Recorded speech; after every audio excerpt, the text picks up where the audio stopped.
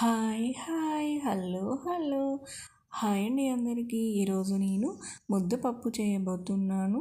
ముద్దపప్పుతో పాటు పచ్చి పులుసు కూడా చేయబోతున్నాను. ముందుగా ఒక గ్లాస్ పప్పును తీసుకొని శుభ్రంగా కడిగి పెట్టుకోవాలి. ఇలా కడిగి పెట్టుకున్న పప్పులోకి ఒక గ్లాస్ పప్పుకి 2 గ్లాస్ వాటర్ పోయాలి. తర్వాత కొంచెం కరివేపాకు, జీలకర్ర అండ్ పచ్చిమిర్చి అండ్ వెల్లిపాయ వేసుకోవాలి. అందులోకి సరిపడినంత సాల్ట్, కొంచెం పసుపు అండ్ కొంచెం ఆయిల్ వేసుకొని పప్పుని మెత్తగా ఉడికేదాకా విజిల్స్ రానివ్వాలి. ఇప్పుడు విజిల్ పెట్టేసుకున్నాను. ముద్దపప్పు ఈజ్ రెడీ. అండ్ ఇప్పుడు పచ్చి పులుసు చేసుకుందామా.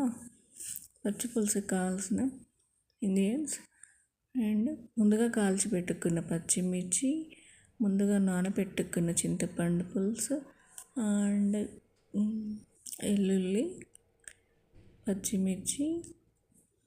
ఇప్పుడు ముందుగా నానబెట్టుకున్న చింతపండులోకి వెల్లుల్లి, పచ్చిమిర్చి, జీలకర్ర దంచి పెట్టుకున్న పేస్టుని కలుపుకోవాలి. ఇందులో కొంచెం సాల్ట్ కూడా వేసుకోవాలి. ఇప్పుడు పచ్చి పులుసుకి కావాల్సిన పోపుని వేసుకుందాం.